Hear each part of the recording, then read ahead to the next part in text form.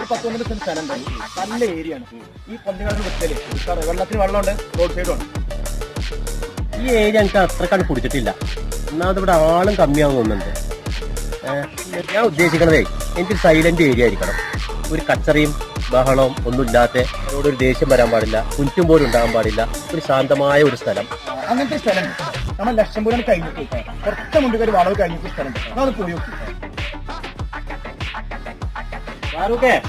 ഞാൻ പറഞ്ഞ സ്ഥലം വളവ് കഴിഞ്ഞിട്ടാ വലിയ ഗേറ്റിന്റെ സ്ഥലം. ആജി പറഞ്ഞ സ്ഥലം ഞാൻ കണ്ടു. ഇപ്പൊ എവിടെ ഉള്ളത്?